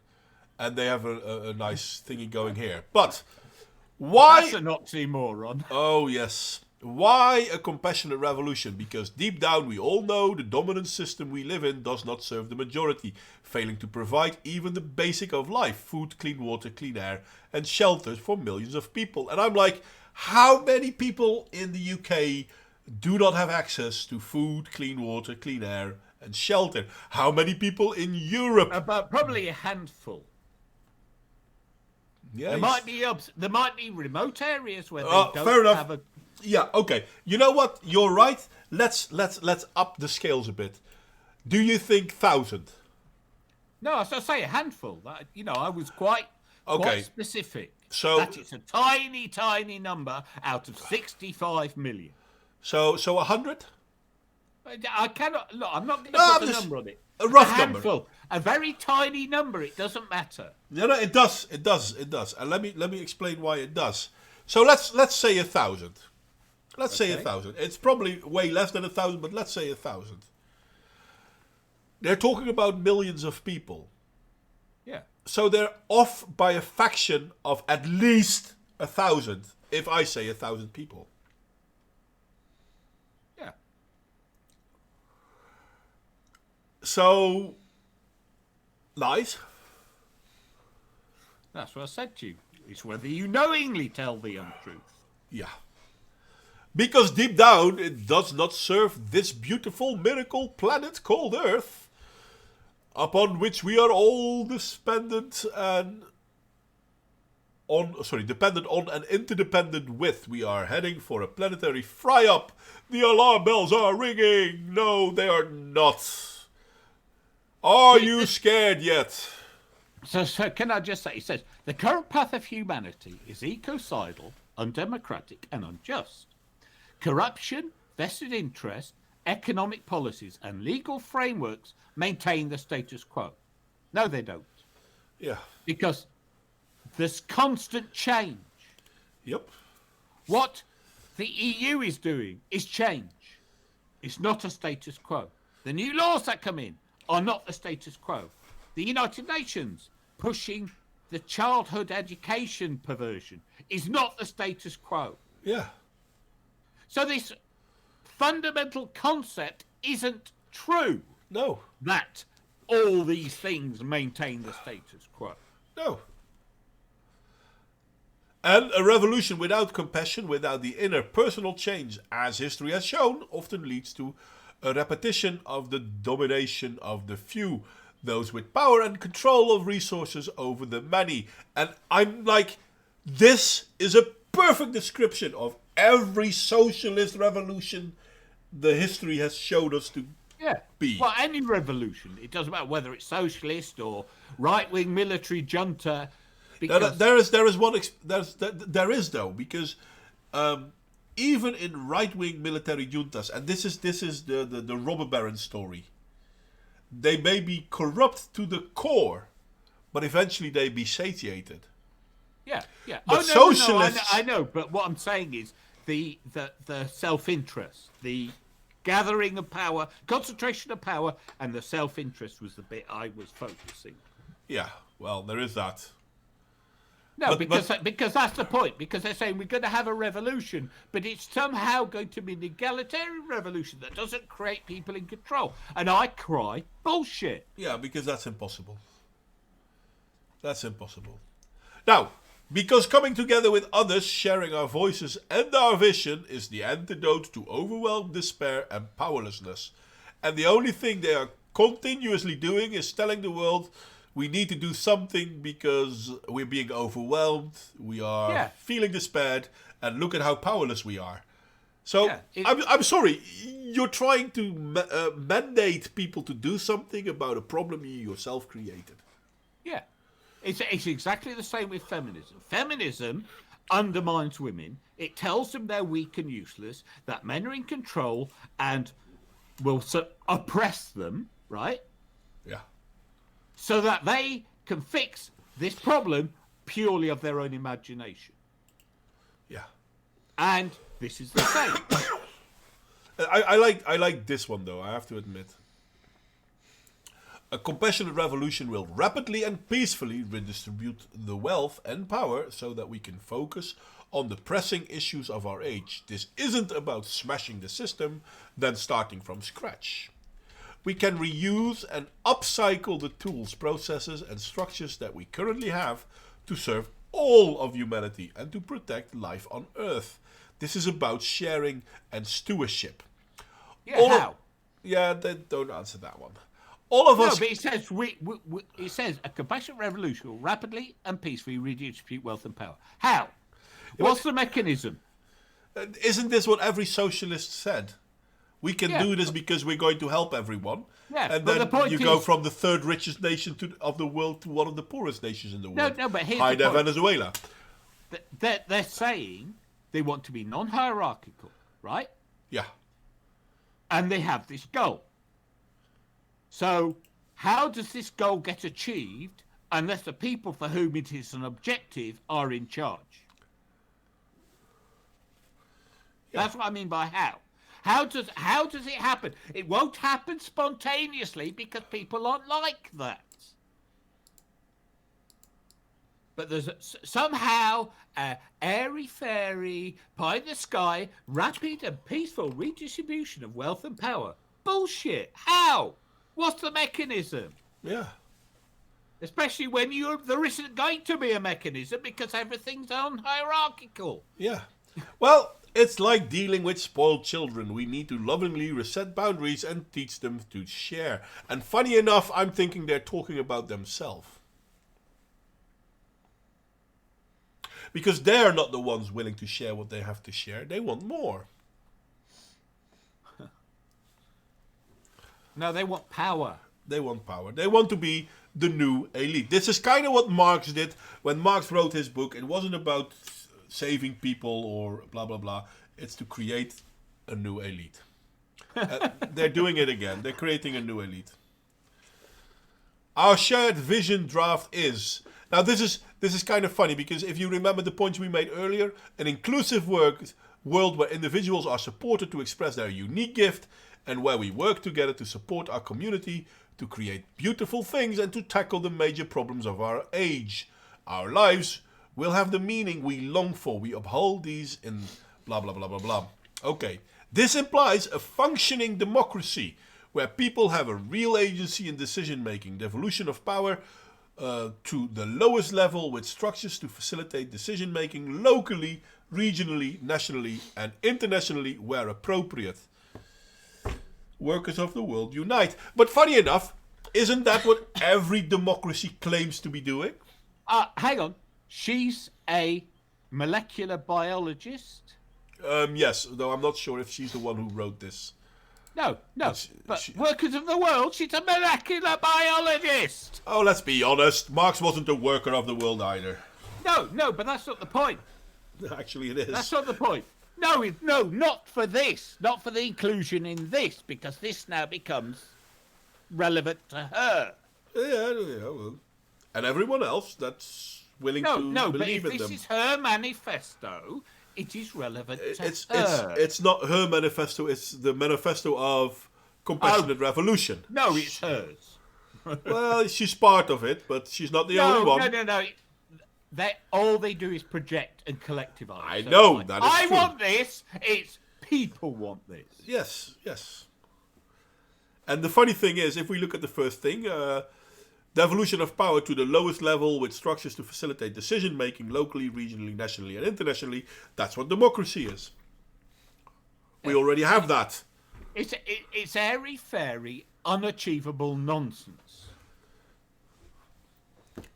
An economy designed to maximize well-being for all people and minimize harm to each other. Again, you can't design an economy. This is what we talked about earlier. Policies and law focused on greater equality, localized production, reduction consumption, zero carbon and zero waste are urgently needed and also impossible to achieve. I mean, as a human, you breathe out at least 750 grams of CO2 and you create waste no matter what you do. And again, what's our focus? Policies and laws. Who creates policies and laws? In your egalitarian society. Yeah, that's the thing. The people in power, even in the egalitarian society. No, so it's not egalitarian. Well, obviously not, because you can't. This is my point. It's like, I want to keep pointing to this. All the authoritarianism implicit in what they asked for after they made the big point about being egalitarian. Yeah. And this needs a revolution, meaning a rapid change in wealth distribution. Where do we know the term wealth distribution from? Yeah, well, all I can say is, Mrs. Molecular Biology, set an example after you. Yeah. Preventing rich elites from perpetuating a self-serving ideology. Again, this is Marx creating a new elite. Those elites are bad. You need to follow me because our elites will be better. I'm sorry, but that's... You keep misrepresenting what he said, but whatever. No. Actually, it is part of the story. The difference is okay. Here's the thing. When he was asked, at the end of his life, what form the revolution would take, he said, I cannot tell you because it will be up to the people at that place at that time. That is true. And he also said it should be voluntary. Yes. So that is not what you are saying he said. Well, he said it not when he died, but he did say it earlier. No, I'm not disputing it. But I'm trying to say is, He said a lot of things, and to simply characterize everything he said as "follow me" isn't exactly what he said. Let's continue, though. Oh, I'm sorry. Let's check the chat. Socialists are like violent partners asking for you to take them back. This time will be different, honey. I've changed. No, they haven't, and they never will. Indeed, Renovatio. Even better. I'm not punching you. I'm just hitting you. Oh, what's her name? Oh, yeah, the Amber Heard. Amber Heard. Yeah. That's dreadful. Yeah. No, it's literally the gaslighting of I'm not punching you. I'm just hitting you. Yeah. Yeah, but I mean, it's not really damaging you. Yeah, but that's not the focus point. Whether it's damaging you, the focus point is that you're trying to hit me. Also, the person doing the hitting doesn't get to decide the impact of the hitting. Yeah. The person being hit gets to decide. And when the person being hit said no hitting, that's their right. Yeah. Well, anyway, I am going to call it quits because we're close to 2 hours. I thought we would be a bit faster. I'm sorry. But you had me on. there is that. Build a critical mass of people identifying with the movement for compassionate rebellion, thus helping to create and spread awareness that many people believe this is necessary and are willing to lend their collective energy. With other words, we have to make sure that we are the majority. No, this is let's grow our cult. Yeah, so that we can call ourselves Bolshevik. No, let's grow our cult. That's what they're saying. We need to get people in and indoctrinate them and make them part of the cult. Yeah, okay, fair enough.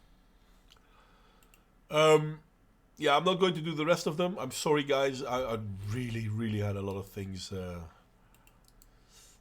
I mean, this is basically the mother of Rising Up, and Rising Up is or rather, mother, whatever you want to call it.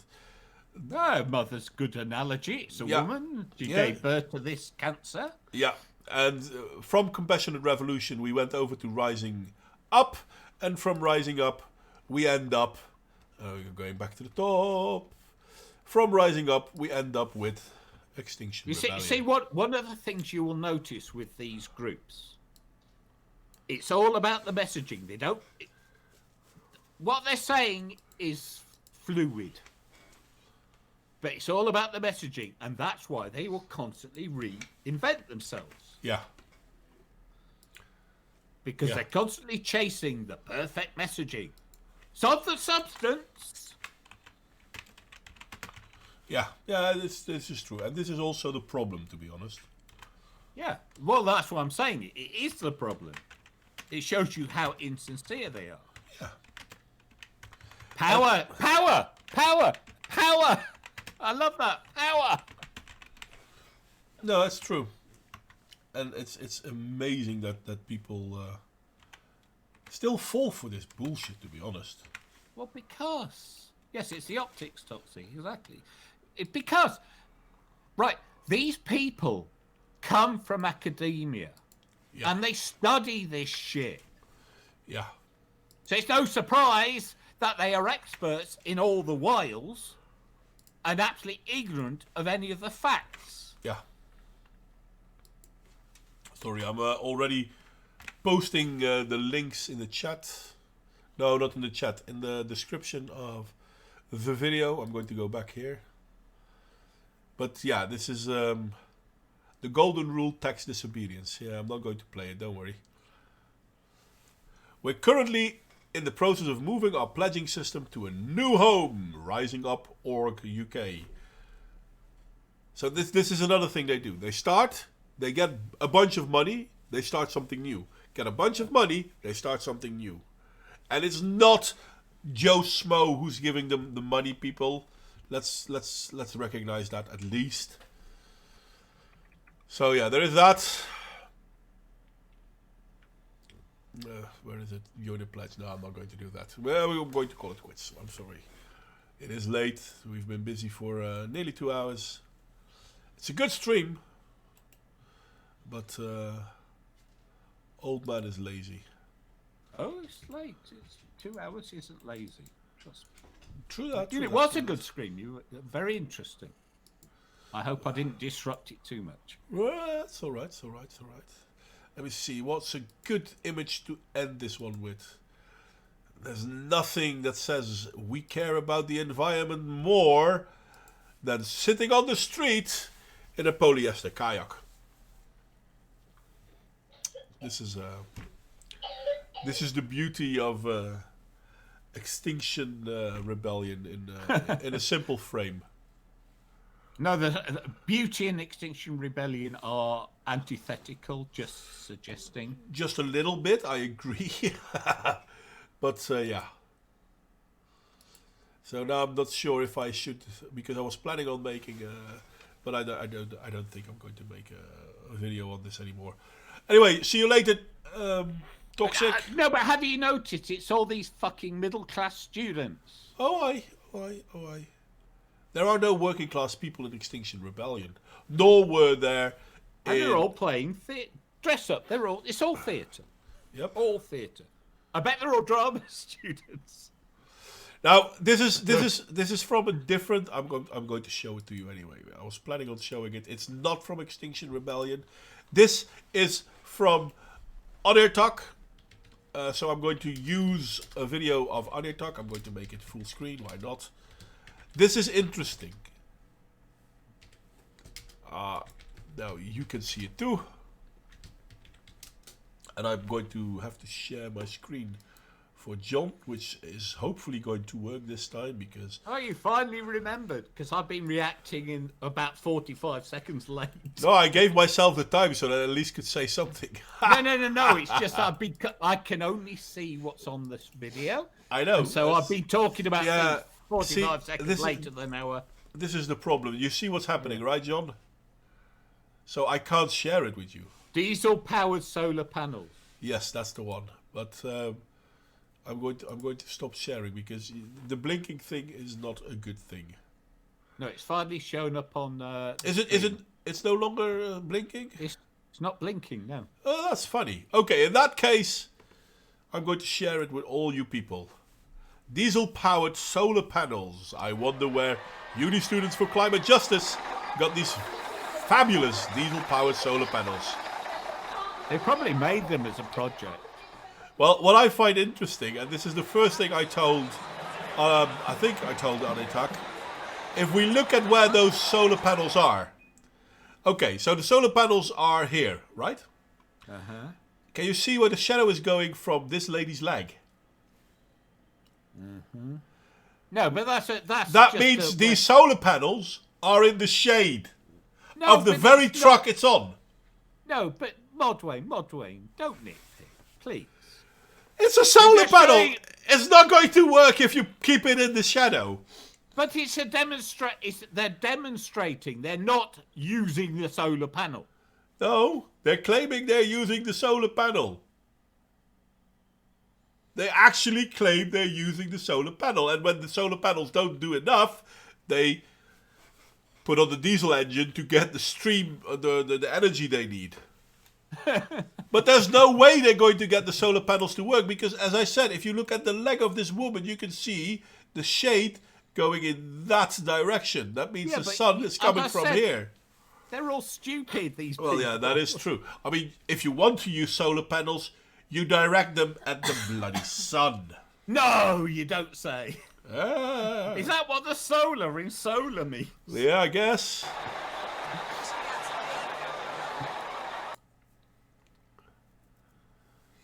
I wonder if the truck comes free with the purchase of 2 or more solar panels. It's a very old, how do you call it?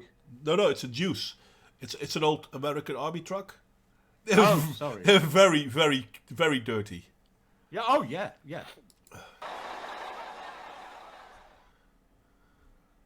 But it's purple, so that's good. Okay, so far that one. Well, because they've taken care of the artwork, because that's what's important to them. Yeah, that must be it. The visual presentation, the theatre. Yeah. Anyway, that was what I wanted to finish with. I'm sorry, Ludicrous. That means that we're not going to finish with the link you gave me. But maybe next time.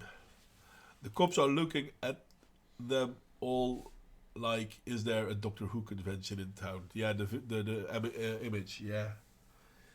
But I mean, people, they are the epitome of useful idiots.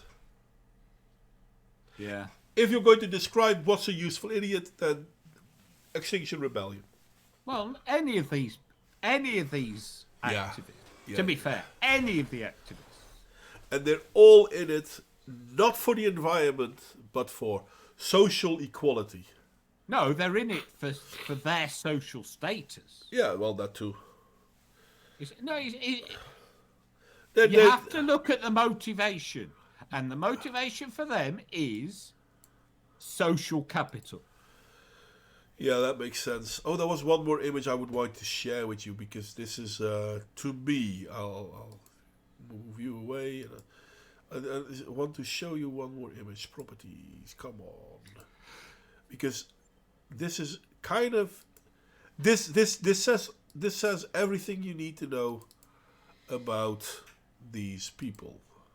Mm-hmm. Now I have to resize it, so that's going to be a little bit difficult, because somehow that's... Oh, for fuck's sake. So, I'm sorry, people. Party people of the world, unite! Oh. Resizing images in OBS is really annoying. You'd think it would be a lot easier, but it's not. Don't be daft. Yes. Okay, let's see if this is better. Yes, this is better. So, this is something I want to share with you all. This is Extinction Rebellion. This is also a white horse of... I forgot the name, I'm sorry. But it's a cultural land site. Landmark.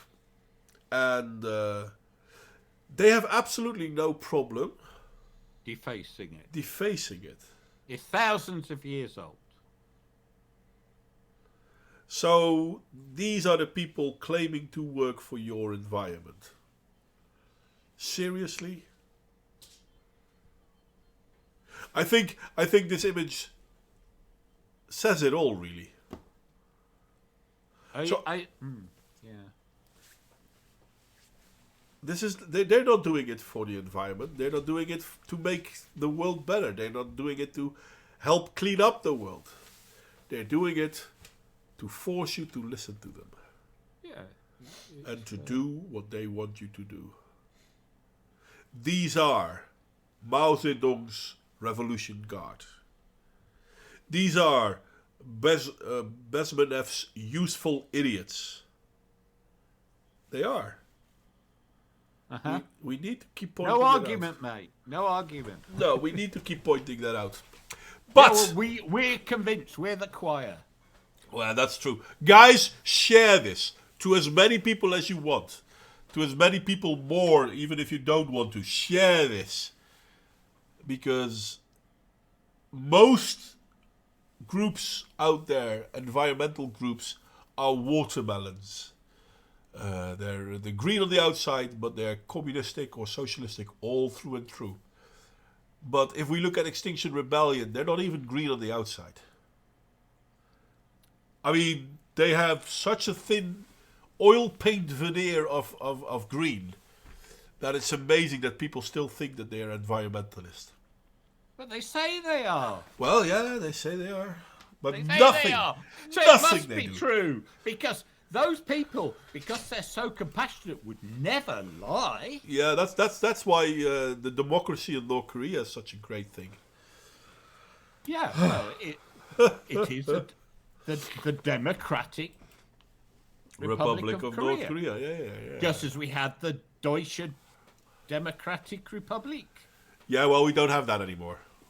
No, but we know what a bastion of democracy they were. Yeah, that's true. That's Unlike the mere German Republic on the other side of the Berlin Wall. Yeah, but they would. No, they're not democratic. Either. And look at them now. They've got East Germans in charge and their democracy's fucked. Yep, there you go. Anyway, I would like to thank everyone that joined in watching. And you know what? Thanks for chatting with us. I hope to see you all next time. John, you want to say something? No. Okay, then this is where I'm going to press the end